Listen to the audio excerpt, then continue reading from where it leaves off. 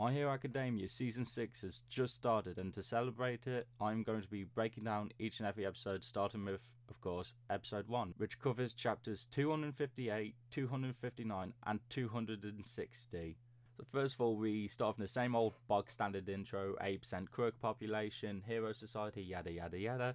But then we get treated to a little bit of animation showing off the top 6 heroes in My Hero Academia as of this moment, actually going in order from number 6 to number 1, showing off number 6 being Crumbs, number 5 being Bunny Mummy, number 4 being Edgeheart, number 3 being the shorty who knocked Bobby Schmurder out, number 2 being my hero's equivalent of Knuckles, and number 1 being female Mitsuki. After that, we go through a sequence covering the big moments in Deku's life, all the way from Season 1, ending to Season 5 with their talk of Endeavor on the roof during the Endeavor Agency arc. After that, we get a recap of what's happened from the League of Villains, showing off the clip of Redestro hyping up Shiggy and revealing the announcement to form the Paranormal Liberation Front, as well as Dr. Garaki talking to Shiggy about getting All For One, and then finally ending off with the clip we saw in the end of Season 5 and the main clip they show off in all the trailers being the final page of Chapter 258.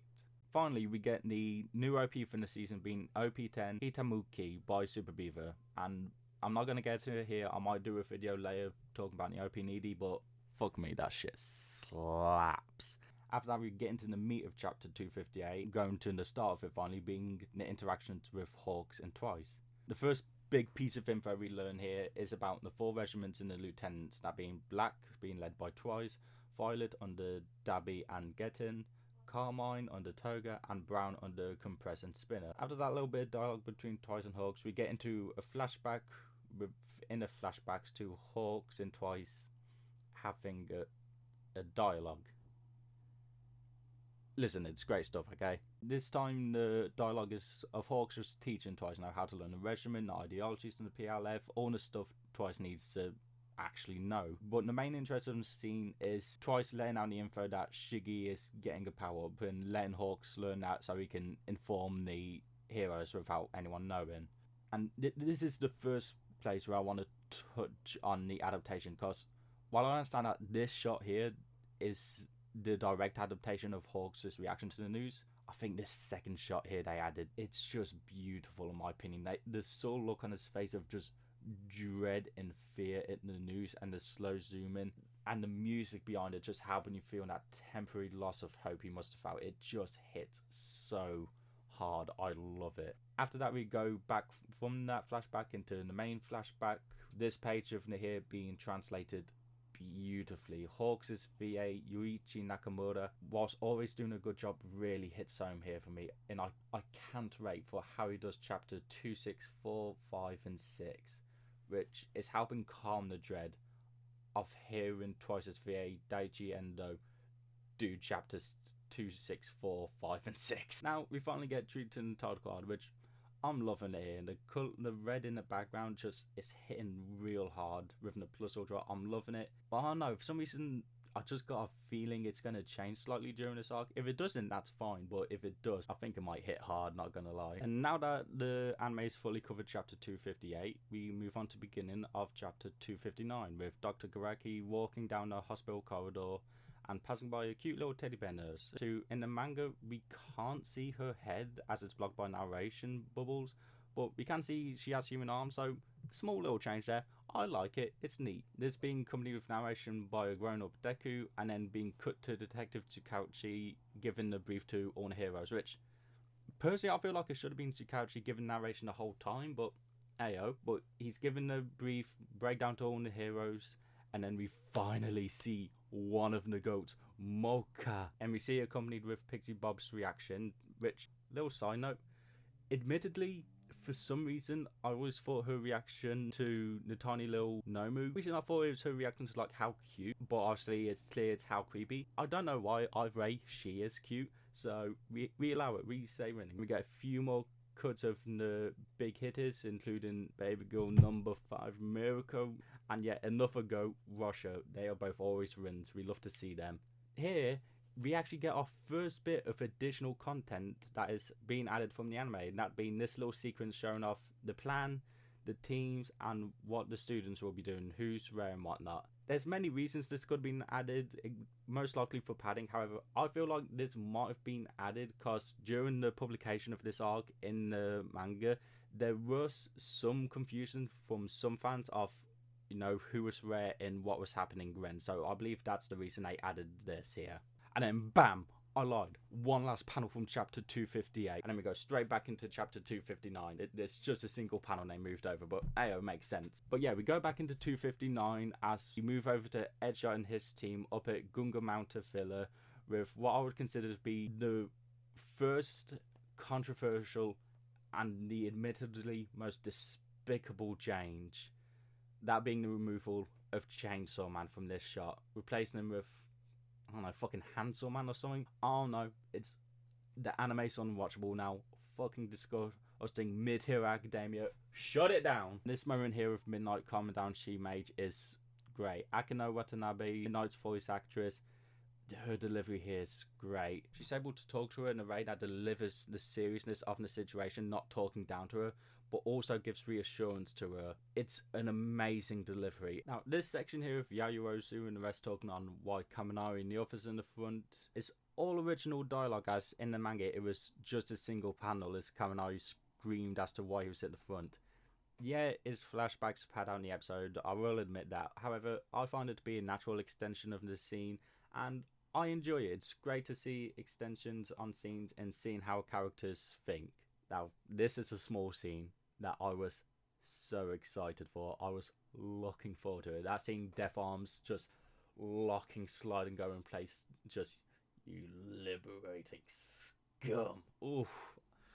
It was great. And the little detail, both in manga and anime here, is the way Deathlock grabs his hands together is the proper way you hold your hands together if you want to make sure someone's not escaping the lock. I love it. It's a great little detail, and the delivery here was amazing. And again, another scene that's just an extension of a single panel, that being all the bits of dialogue from the students up on the mountain near the city. It's good to see, like I said, I enjoy seeing scenes extended, see more dialogues and how characters are thinking. I do think Deku's line here is weird, it's a bit awkward, but other than that, it's a scene that I quite enjoy, and we get to see more burning. That's always a win. Retake those. Now, as we see Team Endeavor enter upon the hospital, we get our first scene in which they actually played around with the order of offense ever so slightly. See, it's originally in the manga, everyone walks in the same time, whilst Mirako jumps over ahead of them, going straight to the morgue. And then one of the undercover guys they have calls out for the heroes. In the anime, everyone walks in, and then we actually get an added shot of Endeavor giving orders to Mirako to go ahead to the morgue, and then she jumps ahead. It's a small change, but it's one I really like, as it gives more emphasis in the fact that Endeavor's number one. He's the one in charge here, being the number one hero. And being number one has more roles with it, including taking charge in these big team operations, even with other top 10 heroes with there. It's a small change, but I love it. Then we get a bit more of a scene with Garaki, and then we get this moment here of Endeavor confronting Garaki. And it's one where I'm half and half with which I think it's better in the manga and the anime, because the shot of Endeavor walking up, interrupting Garaki's train of thoughts, I prefer more in the manga because the shading Horikoshi does here is so fucking menacing. I love it. But then it's in the anime with Garaki's screaming reaction and Endeavor saying "Pawn of the Devil." The deliveries from Tetsu Inada and Minoru Inaba are great, and Endeavor looks more menacing in the anime than in the manga, in my opinion. So it's a 50-50, both great, but this being the moment that caps off chapter 259 before we get into new commercial cards, which they haven't updated since season 2. I love these commercial cards. They're so stylized. I love the backgrounds, and I cannot wait to see Mirako and Washers. It's another instance where I was saying the chapter ends, but we're still kind of maybe covering chapter bit. But this is a very pleasant surprise, as this scene here with Natsu and Fuyumi walking is purely an original scene they've added to the anime, possibly. I think it may be made in reference to the chapter cover for chapter 259, but there are a few differences. Here it's Fuyumi coming to the home while Natsuo has some bird round. However, here it's them walking off to, I'm assuming, the train station, so Natsu can go to college and Fuyumi can go to work. However, it's a nice little added scene. I enjoy it. Now back to the main story here. The way they draw Garaki is after Eraserhead has used his quirk is amazing. I love it. The sunken eyes, the pale skin, the shiver he has as he moves, and Tetsuya Nada's change voice is great.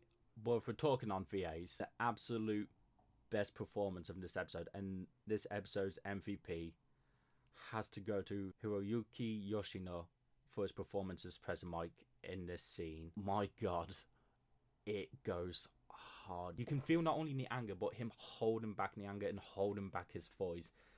And that one sliver of release with the crack in his glasses, it's so fucking good. I love it a bit. It gets my win as the best performance of the episode. And here we see clips of all the heroes saving people with a surprisingly fun return of Takashito carrying Roxanne away from Max. And also some guy crushing on Tiger, so we love queer dubs.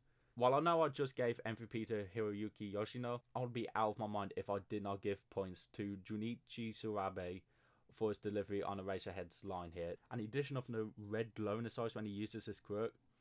I don't know who at Bones decided to do that, but they made the correct choice because that made the scene hit so much more. And then here we get, again, another completely original scene being some kind of control room, keeping tabs on the mission progress, which I'm enjoying these. I like these. I hope they're not too frequent, and I hope that they don't interrupt big moments or ruin the pacing of later episodes. I don't know. It depends on how they use them. It depends on how I feel about them. Here again, we get another moment of a slight change in offense. As in the manga, we see the full delivery of Garaki and a change in his smile. Endeavor calling to Mirko before we cut to seeing Mirko and then seeing the Nomus like moving out. Whereas here in the anime, we get part of Garaki, then we cut to Mirko, who calls to warn Endeavor of the Nomus making their moves, before we see Garaki's face morph into a smile and Endeavor reacting to Mirko's call, which I personally enjoy how they did here in the anime more. And speaking of how enjoying how they did in the anime, reveal of the Nomus in the corridor that Mirko's hopping through looks so fucking good. And then the voice delivery again for Dr. Garaki as he sludges around. The voice editing is so great here. I actually extended the scene here with the spider drill Nomu as it attacks Endeavor and he clashes with it. Seeing all these low level Nomus crawl from the ground. It's a great extension to the scene. And here we finally get to see our first look of Shigaraki in the season. And the purple glow from the tank is just great. It's got me so excited for the arrival of Drip Haraki. Speaking of things we love, as a Mirko fan, a Mirko connoisseur, a man of culture, you know I've got a sliver, a taste of what's to come. We Mirko fans got to eat a little bit this episode. I love this scene of Mirko killing these Nomu. I would say I do find how she was running here a little bit awkward, but other than that, I love this scene. The animation is just so smooth, and the boom as she buffs up her legs is great. When it comes to later on, next episode within the fight, I do hope they have her running more down close to the ground like a rabbit, like she does in the manga. Oh, you know I'm gonna love next episode. Get ready for my reaction for next episode. And now here we see Johnny, one of the many goats of the series and the first victim to the war. He will be missed. An absolute king. And then that's the end of the episode. We get our new ED for the season, sketched by Akiyama Kido. And again, I'll save my thoughts on both OP and ED for a later date, but I really enjoy it. But yeah, that's season 6 episode 1. Overall, I enjoyed the episode. I thought it was great and the pacing was amazing. As I'm sure you can tell, the episode is already out. I'll be doing these videos like on a weekly basis after the episodes come out, giving people a time to watch the next episode, give them a whole week, a bit of buffer time and time for me to edit the videos. But yeah, if you enjoyed this video, please stick around. I'm going to be doing the entire season, and if you'd like to hear more of me, like on a more frequent or regular basis, well, no, not regular basis. If you want to hear me more frequently, check out my TikTok. I do TikToks there. I mostly do weekly reviews of the newest chapters and then just other funny little things here and there. But thank you for watching. I hope to see you next time.